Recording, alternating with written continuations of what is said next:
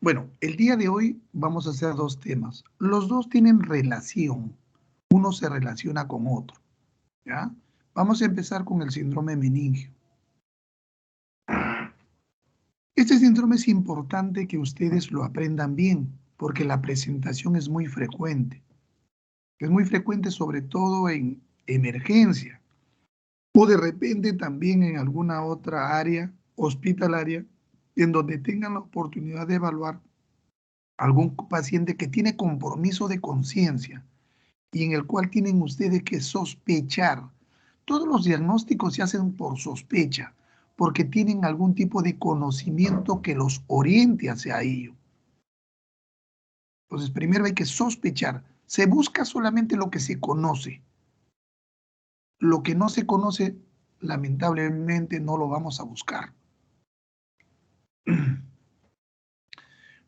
Vamos a recordar ahora la parte anatómica, algunas cosas que nos van a orientar, ¿ya?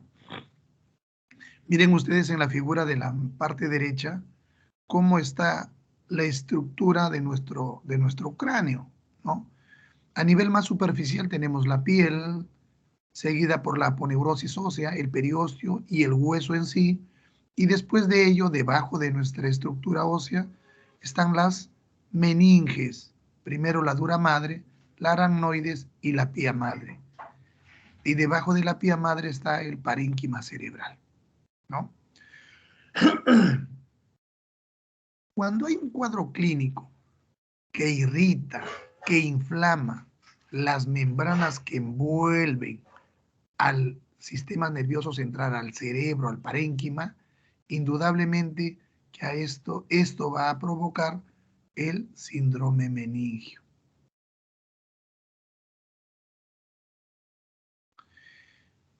Mirándola desde otro corte, de igual forma observamos el periósteo, la dura madre, la aracnoides, la pía madre y el parénquima cerebral.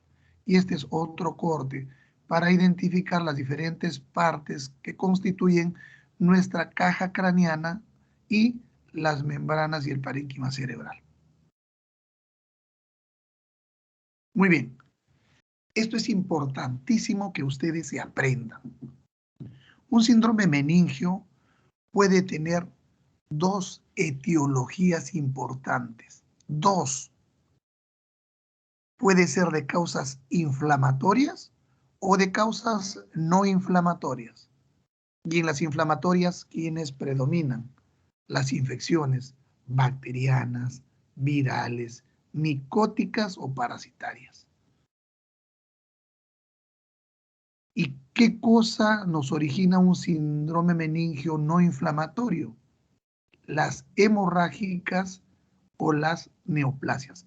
O sea, la sangre cuando aparece dentro de nuestro cerebro irrita las meninges. ¿Y quiénes originan esto? Una hemorragia subaranoidea, ya sea por trauma o por aneurisma, una diátisis hemorrágica, una discrasia sanguínea, o las neoplasias, todos los procesos expansivos que producen un efecto de masa a nivel cerebral puede provocar una etiología. Entonces, no olviden esto, doctores. Un síndrome meningio puede tener una etiología inflamatoria o no inflamatoria. Si es inflamatoria, es infecciosa y por lo tanto puede ser bacteriana, viral, micótica o parasitaria. Si es no inflamatoria, o es hemorrágica o es tumoral. Y si es hemorrágica, puede ser provocada por una hemorragia suranoidea, por un traumatismo encefalocraniano o por una discrasia sanguínea. Esto es importante porque esto nos va a orientar a los diferentes diagnósticos que pudiéramos tener en mente. Muy bien. ¿Cuál es su presentación? ¿Qué es lo que vamos a observar nosotros en los pacientes que vienen con síndrome meningio?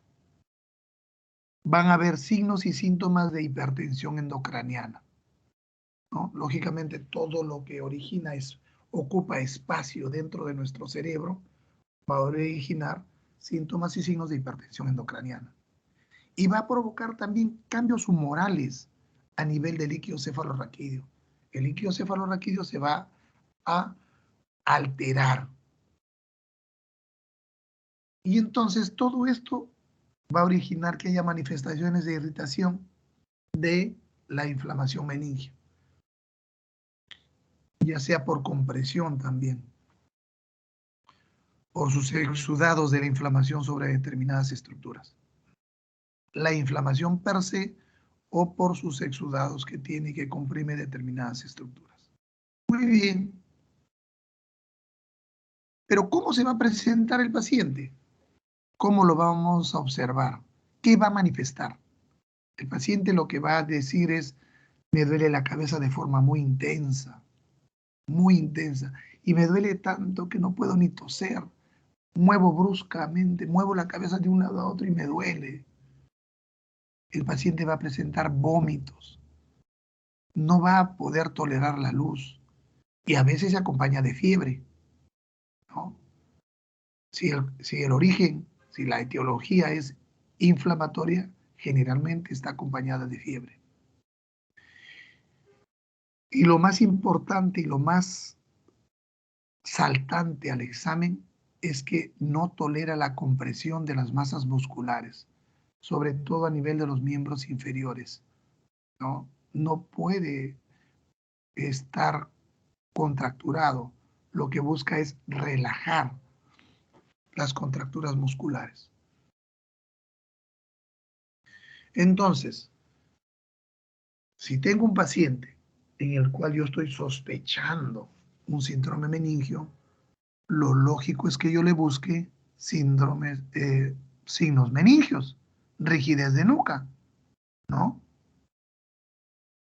¿Cómo busco yo rigidez de nuca? ¿Cómo examino al paciente? Observen en esta figura. El examinador está a un lado del paciente. Generalmente, los médicos y los alumnos se ubican siempre al lado derecho del paciente. Siempre al lado derecho del paciente. Entonces, con nuestra mano izquierda cogemos la región occipito cervical del paciente. Y con nuestra mano derecha lo colocamos sobre el pecho del paciente. Mano izquierda en la región occipito cervical y mano derecha en el pecho del paciente. Y tratamos de flexionar su cabeza, tratando de que el mentón se pegue hacia el tórax, ¿no? Al tratar de hacer esto, a ver, todos ustedes hagan ese movimiento, tóquense su región, el occipuccio, tóquense y péguenlo, y peguen su mentón hacia su pecho. Se van a dar cuenta que el movimiento es muy sencillo, es muy rápido, ¿no? Y fácilmente ustedes pueden pegar su mentón hacia su pecho. Cuando el paciente tiene síndrome meningio, esto no se puede hacer y encontramos resistencia y dolor al intentar flexionar la cabeza. ¿Por qué? Porque los músculos de la nuca están contracturados. Entonces, ese es el signo precoz en las meningitis agudas. Rigidez de nuca. Podemos encontrar también en algunos pacientes rigidez del raquis. El enfermo no puede doblar el tronco. Y si nosotros queremos levantarlo, se mueve en bloque a levantarle y se da por contractura de todos los músculos paravertebrales, de tal forma que si nosotros lo queremos elevar, podemos colocar al paciente en esta posición, en posición de trípode, y se le denomina signo del trípode. ¿Ya?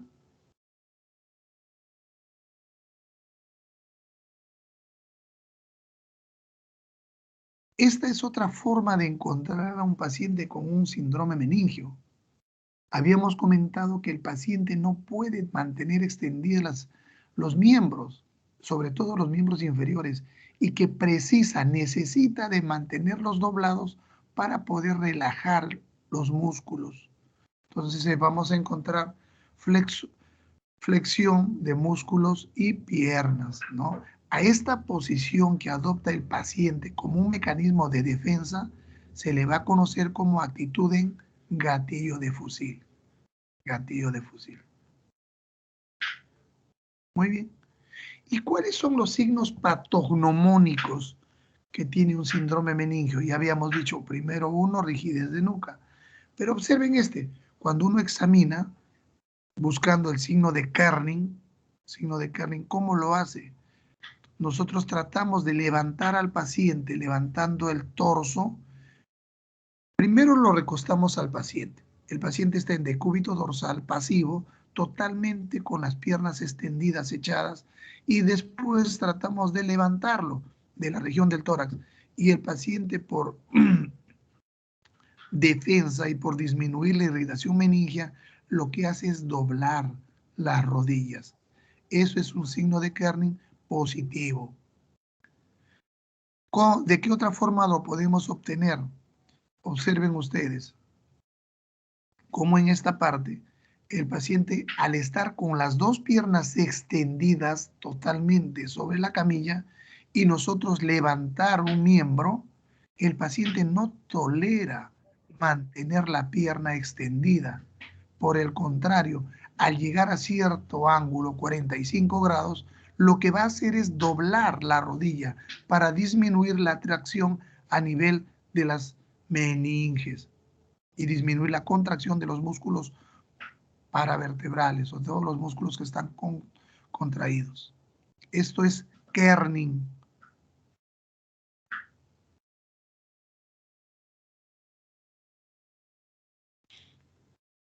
Y acá vemos Brusinski, ¿no?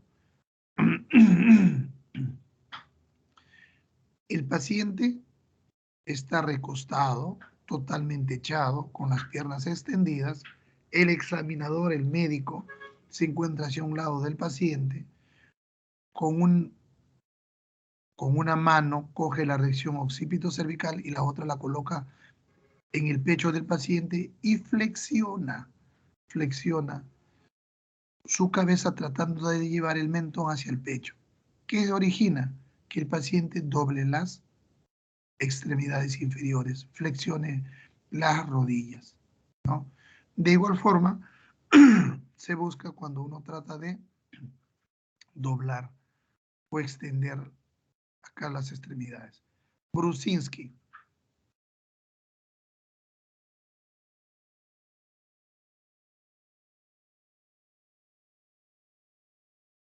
¿Qué otras manifestaciones podríamos encontrar en el síndrome meningio? Podríamos encontrar manifestaciones motoras como signos de déficit motor, ¿no? Que pueden ser sutiles y otras veces se instalan, ¿no? De forma definitiva. Podemos observar convulsiones en algunos pacientes. A nivel ocular podemos ver que puede presentar ptosis, estrabismo, diplopía, incluso con midriasis o anisocoria. Eso va a depender de la causa que está originando el síndrome meningio.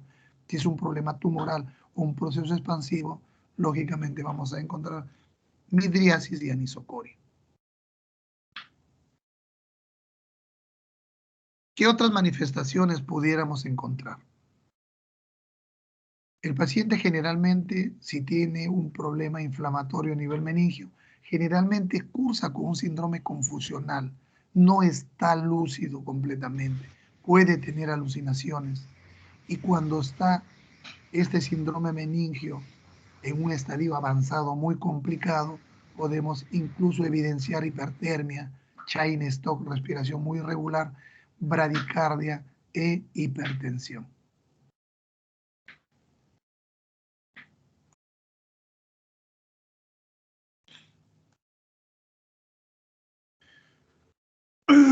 ¿Cómo hacemos el diagnóstico? El diagnóstico lo hacemos por sospecha clínica. Entonces, tenemos que sospechar que probablemente se trate de una meningitis. Y esto lo presenta cualquier paciente, ¿no? Todo aquel paciente que venga por un cuadro neurológico severo, una emergencia, entonces tenemos que sospechar este cuadro, haciendo una buena anamnesis, haciendo un buen planteamiento, ¿no? Y si nosotros sospechamos una meningitis, lo ideal es examinar el líquido cefalorraquídeo. Es lo más útil que tenemos para poder diagnosticar una inflamación de las meninges, un síndrome meningio. Si sospechamos que no se trata de una causa inflamatoria, entonces podemos también hacer uso de exámenes neuroradiológicos, ¿no?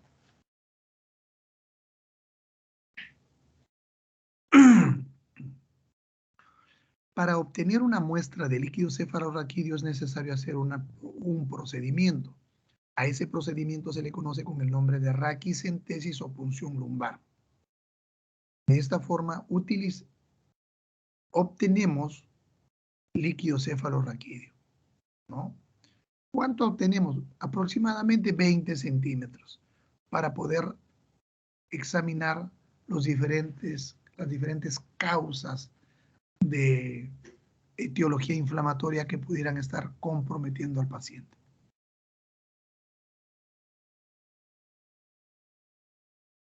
Esto es otra cosa importantísima que ustedes tienen que aprender. ¿Cuál es la característica de un líquido cefalorraquídeo normal y cuáles son las alteraciones que presenta este líquido en las diferentes causas inflamatorias, ya sea virales, bacterianas o tuberculosas? Entonces, observen ustedes, un líquido cefalorraquídeo normal es como un cristal de roca, claro y limpio, no coagula ni precipita. Tiene en promedio de 10 a 45 miligramos por ciento de proteínas. La glucosa que se encuentra en el líquido cefalorraquídeo es aproximadamente del 50% de la glicemia normal. De tal forma que cuando nosotros hacemos una punción lumbar, simultáneamente tenemos que extraer una muestra de sangre para poder evaluar en el momento de la punción cuánto de glucosa sérica tenía el paciente y comparar posteriormente que sea el 50% de la glicemia normal. ¿Cuánto de cloruro debemos encontrar? De 7,2 gramos por litro. Ojo, criterio importante. ¿Cuántas células debemos encontrar en líquido cefalorraquídeo? No más de 1 a 2 células por campo. ¿A predominio de qué? De linfocitos o mononucleares. Entonces, estas características son las normales. Aspecto claro, como cristal de roca, glucosa con un 50% de la glicemia normal, número de células no mayor de 1 a 2, a predominio linfocitos o mononucleares. Pero, ¿qué sucede cuando nos enfrentamos nosotros a una meningitis supurada, a una meningitis bacteriana? El líquido cefalorraquídeo que obtenemos en la raquicentesis se torna turbio, opalescente, y las proteínas se pueden elevar hasta 10.000. La glucosa disminuye por debajo del 50% comparativamente a la sérica, porque la bacteria consume glucosa. Los cloruros están normales o bajos, pero el número de células sí se eleva altísimamente, hasta casi 100.000. Puede encontrarse desde 50 a 100.000. Pero lo que nos da la orientación definitiva, aparte de esta multicelularidad, es el tipo. Los polimorfos nucleares están en más del 80%. ¿Y qué pasa si fuera viral? El aspecto es claro, las proteínas varían entre 50 a 200, la glucosa es normal, los cloruros son normales, el número de células puede elevarse hasta 1500, pero a predominio de linfocitos. Linfocitos, no son polimorfonucleares, no hay neutrófilos. Y si fuera tuberculosa, el aspecto es claro, pero a veces tiene fibrina. Las proteínas pueden estar entre 50 a 2000. La glucosa también es menor al 50%. El número de células fluctúa entre 50 a 1500, pero a predominio de linfomononucleares. Entonces, este cuadrito es importante que ustedes lo aprendan de memoria, doctores. Les va a servir no solamente para dar su examen, sino también les va a servir para que cuando tenga ustedes la experiencia de hacer una raquicentesis en un paciente que sospecha una meningitis aguda y puedan diferenciar o orientar su diagnóstico a qué tipo de meningitis es. ¿Ya? Lo otro importante que deben recordar, ¿cuál es la principal causa de un síndrome meningio? Las causas infecciosas. Y dentro de esas causas infecciosas, ¿qué bacterias? O sea, ¿cuáles son las causas infecciosas más frecuentes? Las bacterianas. Y dentro de esas bacterias, ¿cuál es la más frecuente? El Streptococo pneumoniae es la más frecuente. ¿Seguida de quién? De la Neisseria meningitidis, del meningococo. Y en tercer lugar, la Listeria monocytogenes. Entonces, si les preguntan por allí, ¿cuál es la causa más frecuente de meningitis? El Streptococo pneumoniae. Y la segunda, el meningococo o Neisseria meningitidis. Muy bien, doctores. Entonces, a ver, vamos a ver. A ver, doctora Lisset, ¿puede leer el primer caso, por favor? Ya. Escolar de 8 años de edad con antecedente de es, Traumatismo encefalocraniano. traumatismo encefalocraniano y fractura de órbita derecha a los 7 años, aparentemente sin complicaciones y con esquema de vacunación completo, sin otros antecedentes de importancia. Inició cuadro con cefalea generalizada, fiebre no cuantificada y otalgia derecha, agregándose en la siguiente vómito de contenido alimentario en 5 ocasiones. Acude a emergencia a las 12 horas de haber iniciado el padecimiento. A su llegada se le observa bien orientada, con escala de Glasgow de 15, ligera palidez, mucosas secas, ojos hundidos, pupilas isocóricas, faringe hiperémica, otoscopia bilateral normal. A ver, ¿qué le parece, doctora? Con esto nada más. Recuerden ustedes que la anamnesis nos da el 85% del diagnóstico, porque acá ustedes ya tienen que estar pensando en qué causas podrían estar originándole el problema. ¿Cuáles serían los síntomas principales de esta paciente? A ver, cualquiera de los que están escuchando, ¿o quieren que yo les pregunte?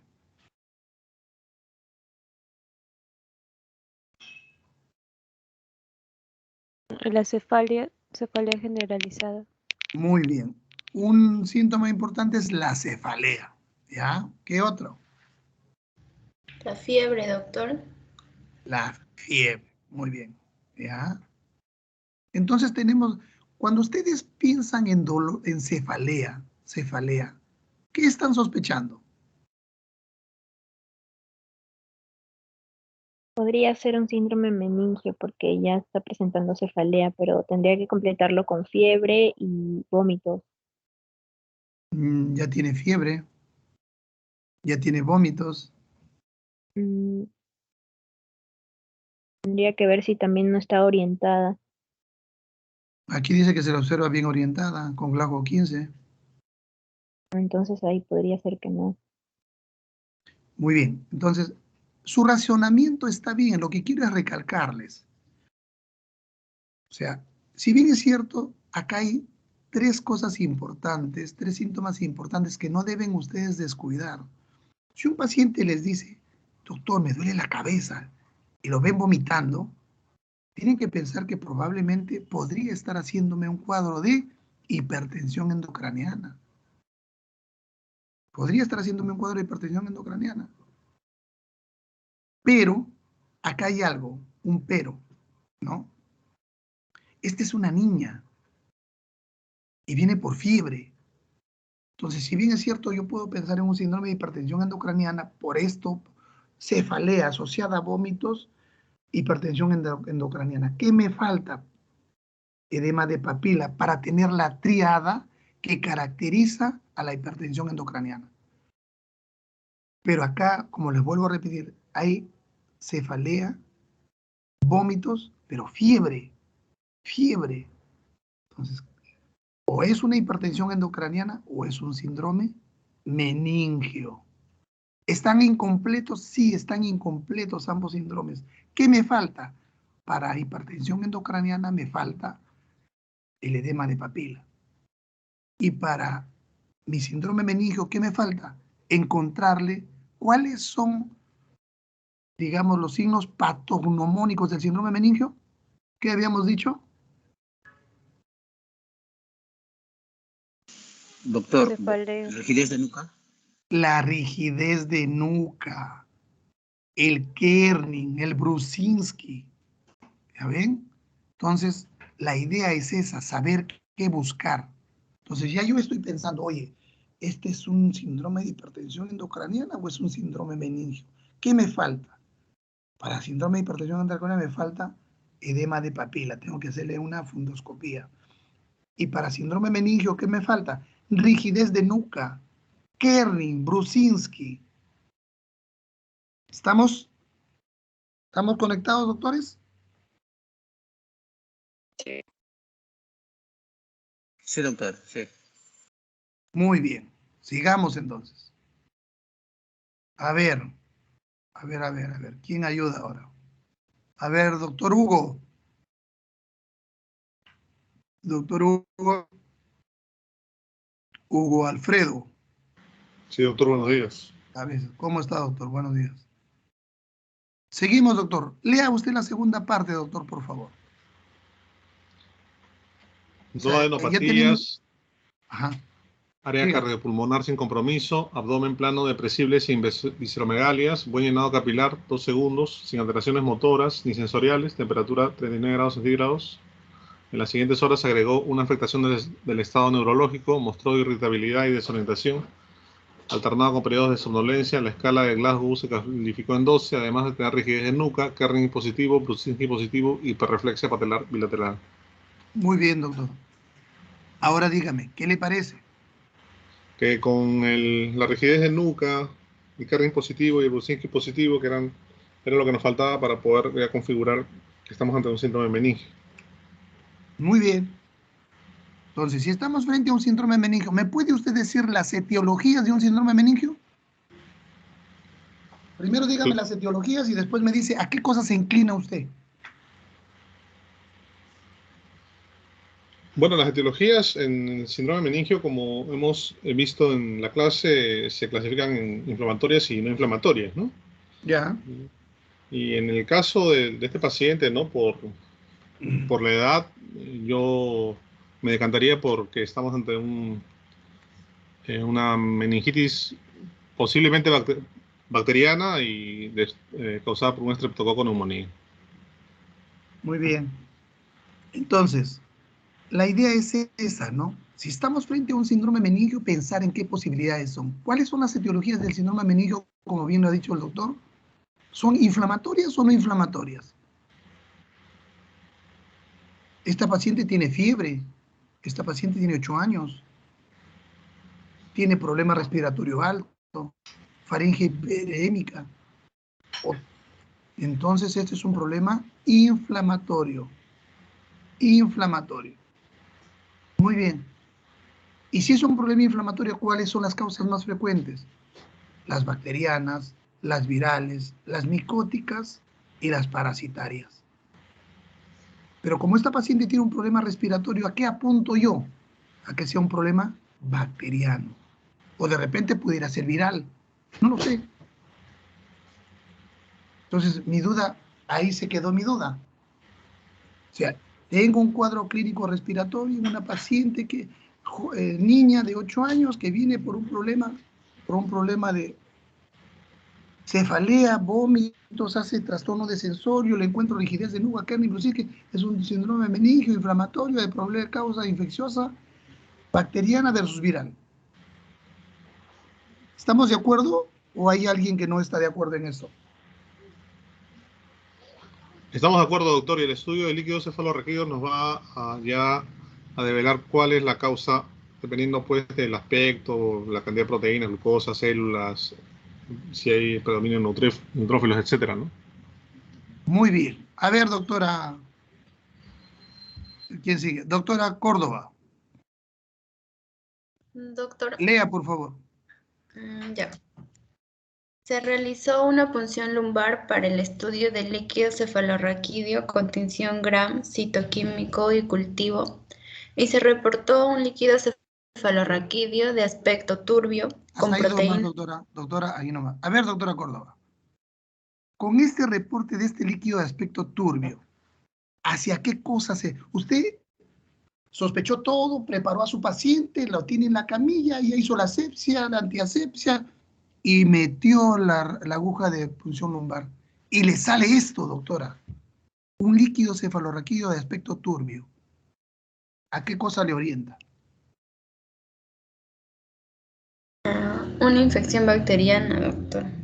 Ya, entonces a una infección bacteriana. Siga usted, doctor, entonces. ¿Alguien, todos estamos de acuerdo que es infección bacteriana, ¿no? ¿O alguien está en desacuerdo?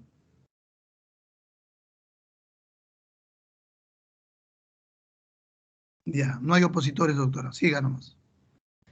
Con proteínas no cuantificadas, glucosa de 65 miligramos, con glicemia de 124 miligramos, células de 3110 con franco predominio de neutrófilos al 100%. Ya, doctorita, hasta ahí nomás. ¿Qué le parece? ¿Hacia qué le orienta esto? Con eso. ¿Corrobora usted su sospecha clínica, su sospecha del aspecto físico del líquido cefalorraquídeo? ¿Se mantiene con la misma posibilidad diagnóstica o la quiere cambiar?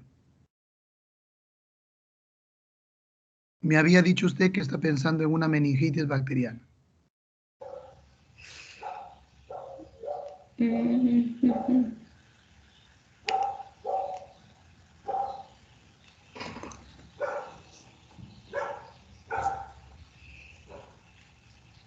Es que la glucosa está casi normal, por tanto como que no coincidiría con una infección bacteriana.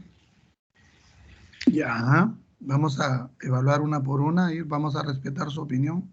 ¿Qué más? Los neutrófilos sí coincidirían con una, con una infección bacteriana, el predominio de neutrófilos. Ya, Bueno, y la atención que más o menos yo podría sospechar que, como ya dijo el compañero, es meningitis. Ay, no, no. usted defiéndase solo, doctora Córdoba. No, no, no meta a su compañero. Mm, Lo que va a predominar para el diagnóstico es justamente la presencia de la celularidad y el predominio, ¿no? Los otros son solamente estudios complementarios que a veces pueden o no ser típicos o no. Entonces, bien es cierto, la glucosa está en el límite superior. No hay, digamos, eh, compromiso, no hay consumo de glucosa. Pero miren ustedes, células 3110, cuando habíamos dicho que lo normal es de 1 a 2, ¿cómo se han elevado? Y recuerden que lo normal es mononucleares. Acá está 3110, 100% de neutrófilos, ni un mononuclear, lo cual nos habla de que evidentemente es un proceso infeccioso bacteriano. Entonces, en los exámenes de líquido cefalorraquídeo se hacen diferentes. Pedimos gran, tinción, tinta china, citológico, bioquímico, test de ADA para tuberculosis. Todo lo pedimos en la misma punción lumbar, pedimos diferentes análisis para que no se nos escape nada, ¿no? Entonces, cuando se manda a cultivo, se reporta pues que probablemente la etiología sea neumonía E, pero tenemos una tinción que nos reporta cocos gram positivos, ¿ya? Cocos gram positivos. Es un estreptococo neumonía. ¿Alguna pregunta respecto a esto? ¿Está claro?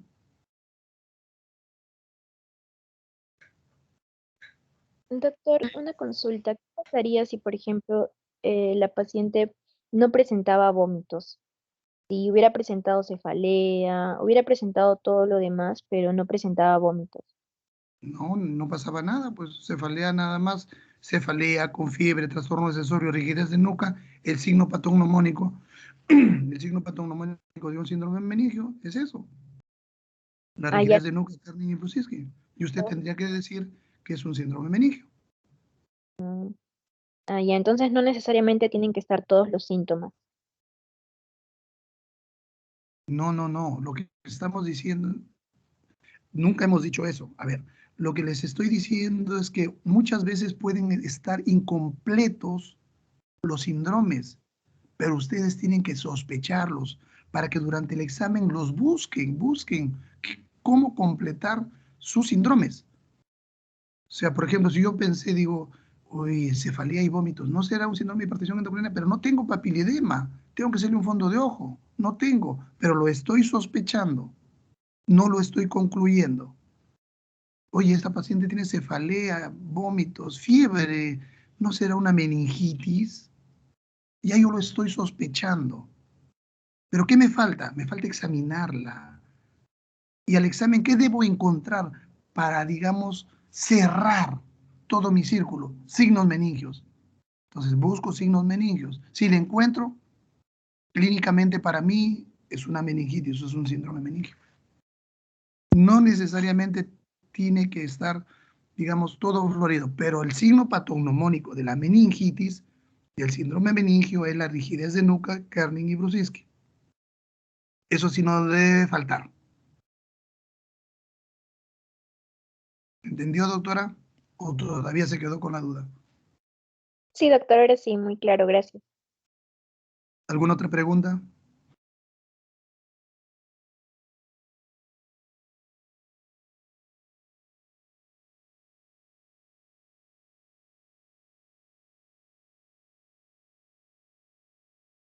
¿Alguien tiene alguna duda?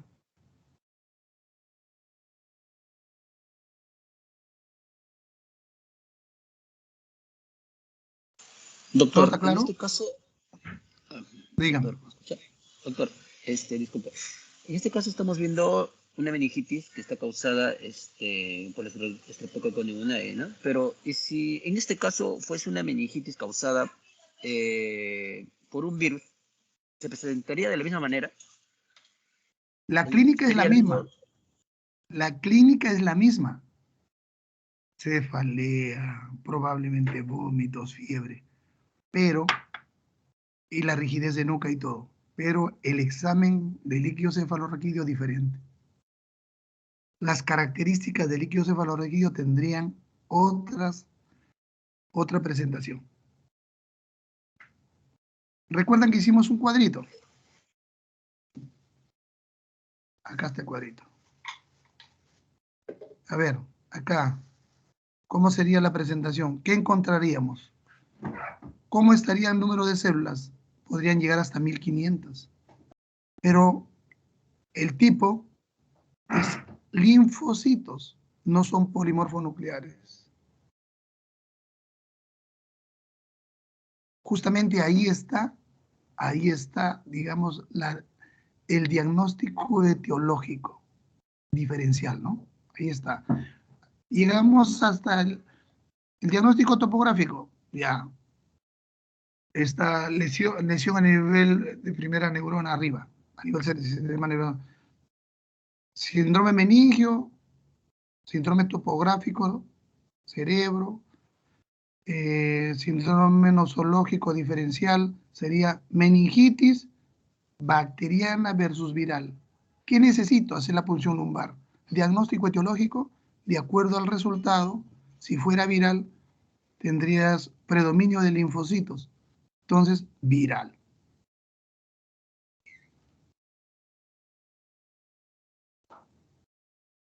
¿Se aclaró la duda, doctor? No. Sí, doctor, muchas gracias. Muy bien.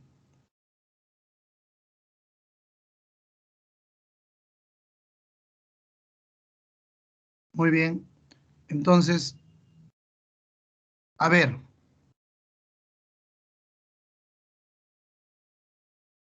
Doctora Cristina, ayúdenos con este caso, léalo por favor. Sí. Dice, mujer de 52 años con antecedentes de hipertensión arterial con tratamiento con enalapril 10 miligramos 2 veces por día. Traída a emergencias luego de que hace aproximadamente una hora, mientras realizaba labores domésticas habituales, súbitamente presenta cefalea global intensa, que nunca los había presentado, asociada a náuseas y vómitos en 3 oportunidades, con posterior pérdida de conciencia y presencia de movimientos involuntarios tónico-clónico generalizado. ¿Qué le parece, doctora? A ver, ¿qué le parece a usted?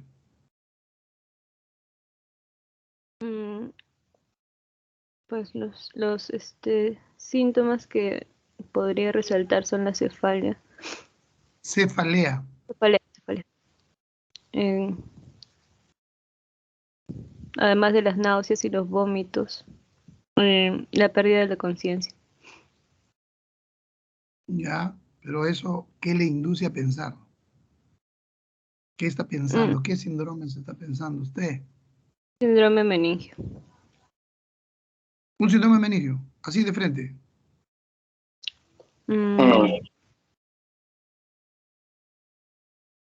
Doctor, ¿y por lo que es la hipertensión, no se podría sospechar de la hipertensión endocraniana? La hipertensión arterial no tiene relación con la hipertensión endocraniana. Generalmente es un causante, pero en sí no tiene relación. O sea, las triadas que se hacen para los síndromes son triadas propias de la misma patología que se origina. Me explico. Como bien lo ha dicho su compañera, dice cefalea, vómitos. Entonces yo tengo que pensar nuevamente en los dos que se concatenan. O es una hipertensión endocraniana o es un síndrome meningio.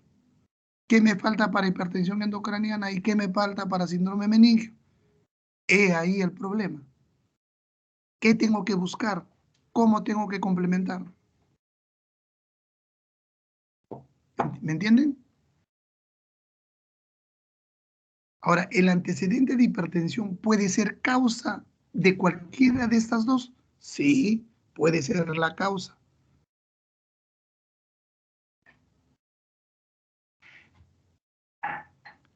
¿Me entienden lo que les estoy comentando o tienen dudas? ¿Los antecedentes van a jugar un papel importante dentro del desarrollo de su enfermedad? Sí, juega un papel importante. Porque estas tienden a complicarse. Pero ya cuando está el problema, el síndrome, los síndromes de por sí ya tienen estructura propia, componentes propios. Pueden ser triadas, tetradas. Entonces, hipertensión endocraniana igual cefalea, vómitos, papiledema, edema de papila. Síndrome meningio igual cefalea, vómitos, pero rigidez de nuca, Kerning o Brusinski. Preguntas. ¿Se aclaró la duda? Siguen con la duda. Doctor, ¿puede ser solo Kerning positivo o tiene que ser definitivamente Kerning y Brusinski positivo? Si hay uno, hay los dos, doctora, generalmente. Ahí ya. Porque uno de los dos significa que hay irritación meningia. No pueden estar aislados.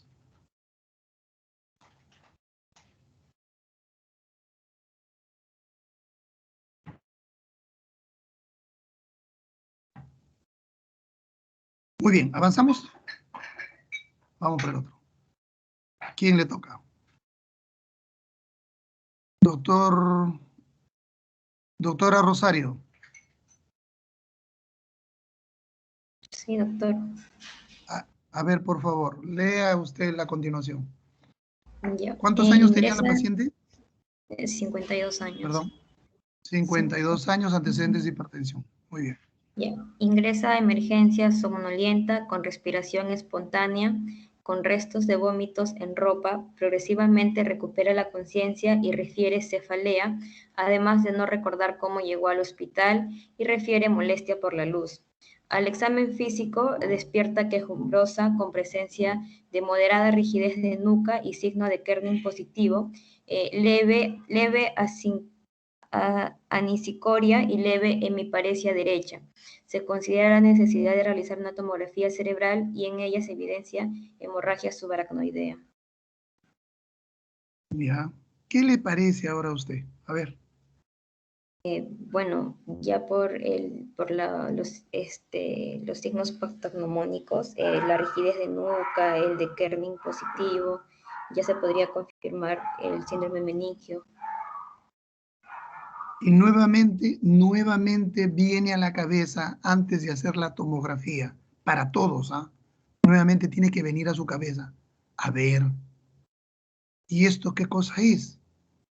Ya tengo todo completo para síndrome meningio, pero ¿qué cosa es? ¿Qué etiología es? ¿Inflamatoria o no inflamatoria? ¿Qué dice doctora Rosario? ¿Inflamatoria o no inflamatoria?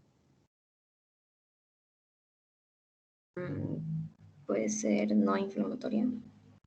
No. Ya a estas alturas no podemos hablar, puede ser, ¿ah? No, hay que pensar bonito. ¿A usted qué le parece, pues? Ya sería un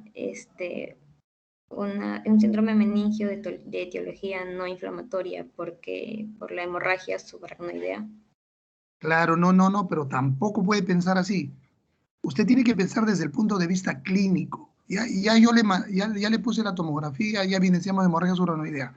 Lo que quiero es que hagan un ejercicio mental. No puede ser inflamatoria porque en ningún momento ha habido fiebre. Esta presentación es en una paciente de 52 años. La presentación es brusca, súbita. No es insidiosa, progresiva, como para pensar en un ente inflamatorio. ¿Me entiende?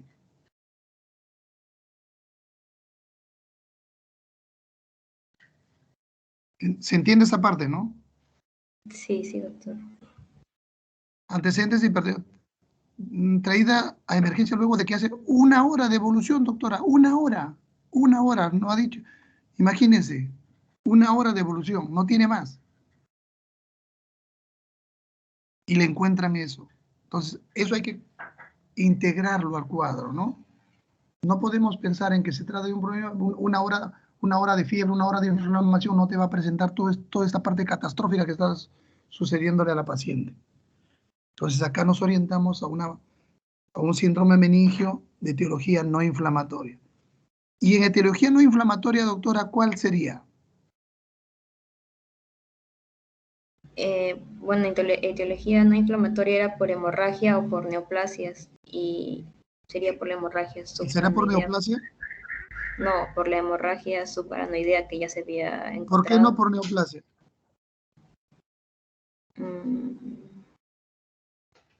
¿Porque hay presencia de la hemorragia? No, estamos hablando clínicamente. A ver, ¿quién sabe? ¿Por qué no neoplasia? Apoyen a la doctora Rosario. ¿Quién sabe? Doctor, una neoplasia podría ser efecto de masa también. ¿Y ahí? Podría hablar de que recupera la conciencia, o sea, no afecta mucho, entonces podríamos descartarlo. Además también que una neoplasia te da otros síntomas, como por ejemplo baja de peso, ¿no?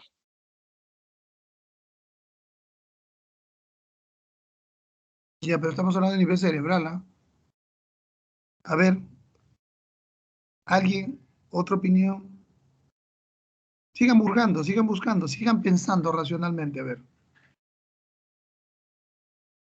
Porque una neoplasia no produce cuadro clínico brusco, crece lenta y progresivamente. No es súbito, no tiene una evolución de 1 hora. Por eso se descarta una neoplasia. Es progresivo, insidioso. ¿Ya? O sea, todas esas cosas ustedes ya tienen que ir, digamos, pensando forma de inicio, curso. Entonces, para poder decir, no, doctor, a mí no me parece una neoplasia. ¿Por qué? Porque ¿cómo una neoplasia va a producir una enfermedad de 1 hora y ponerle a la paciente en ese estado? Su curso es totalmente diferente, es evolutivo, progresivo. No es abrupto, súbito. Acá lo único que me queda es pensar en la posibilidad de un síndrome meningio no inflamatorio hemorrágico, una complicación de algo. Una arteria, una vena se ha roto y eso ha hecho que presente hemorragia subaracnoidea. ¿Se entendió? Sí, sí. Doctores, muy bien, así tiene que pensar. Muy bien, doctores. ¿Preguntas?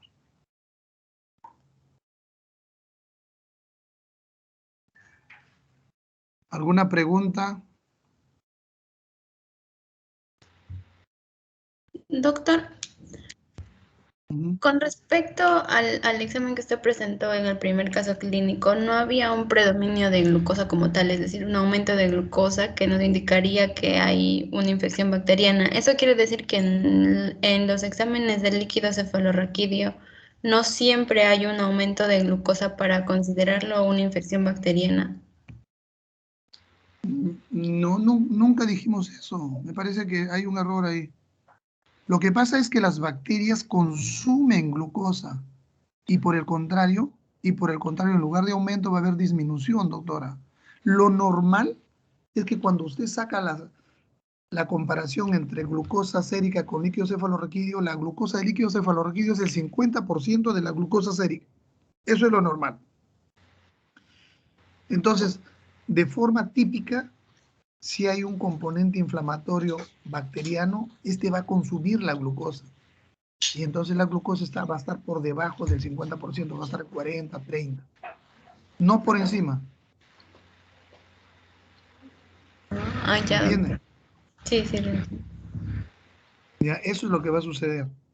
Entonces, pero cuando nos encontramos frente a esta disquisición y vemos que está normal o un poquito por encima de los valores, lo que nos va a orientar al diagnóstico va a ser la presencia de celularidad y el predominio de la celularidad. Eso es lo que nos orienta. Nos orienta y lógicamente de todas maneras tenemos que hacer el cultivo y la tinción para definir qué tipo de bacteria es, ¿no?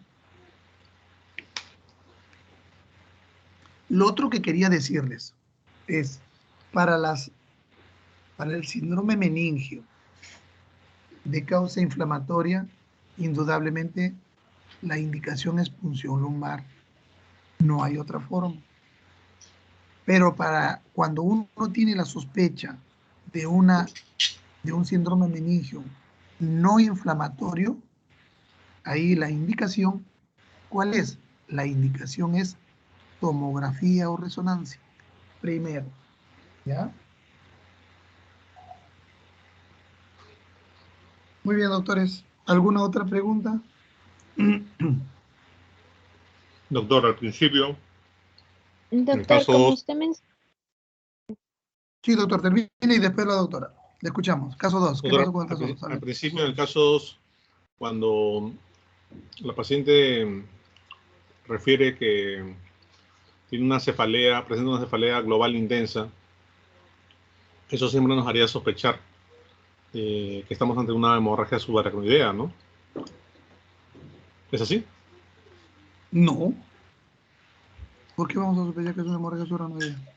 Por las características del dolor de la cefalea en la hemorragia subaracnoidea, ¿no? Que muchas veces refieren a los pacientes que es como el peor dolor de cabeza que han presenciado en su vida, ¿no? A diferencia de Ya. otros tipos de dolores, ¿no? Que pueden ser agudos, punzantes, pulsátiles.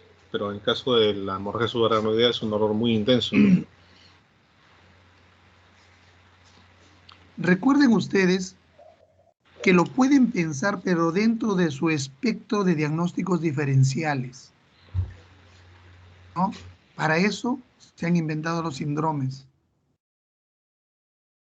Entonces, si usted solamente piensa en un solo diagnóstico y si no es ese diagnóstico, se va a quedar sin herramienta. Entonces, la idea es contextualizarlo y tenerlo dentro del espectro de su diagnóstico diferencial. O sea, si a mí me dicen cefalea global intenso, vómitos, ¿yo qué tengo que pensar?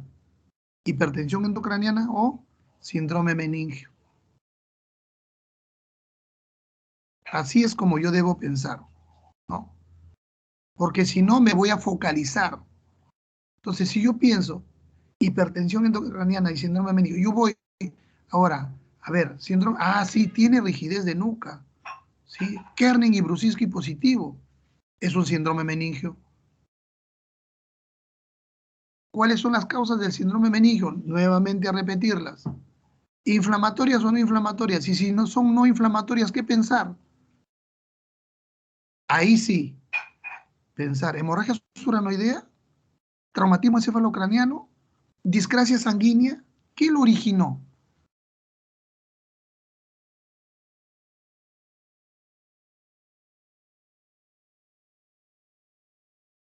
Esa es la idea de aprender los síndromes. ¿Usted lo puede pensar? Sí, lo puede pensar probablemente. Que se equivoque o no se equivoque, al final de cuentas ya es, pero sí dentro de su diagnóstico diferencial tiene que pensarlo, pero no como única y exclusiva patología, porque si no es eso y no pensó en las demás. Ahora, como usted dice, tiene una presentación,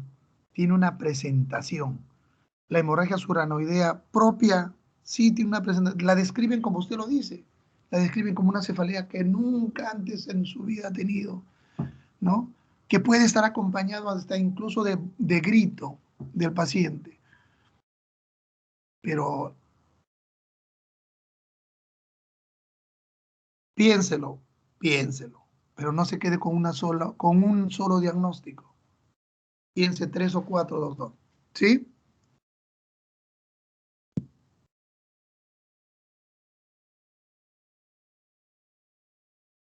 ¿Se entendió la idea, doctor, o no? No comparte mi idea. Sí se entendió, doctor. Muy claro. Gracias. Listo. ¿Alguna otra pregunta?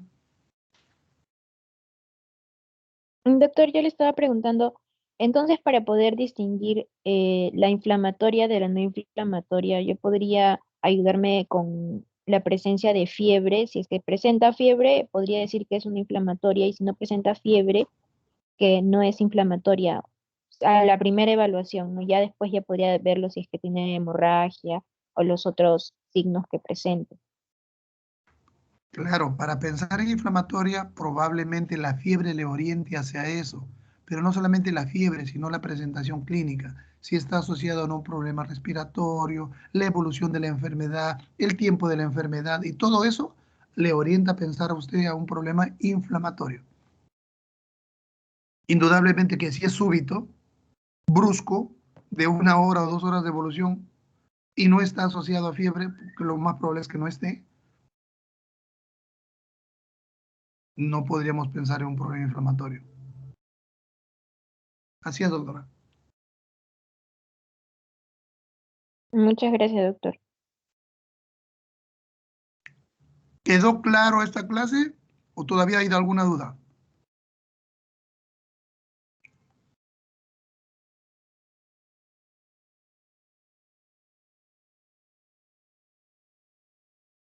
Para mí está claro, doctor. Muy bien. 5 minutitos y nos juntamos de nuevo para hacer la otra clase. ¿Pueden esperar 5 minutos? Voy a tomar un poquito de agua. Ya, doctor, está bien.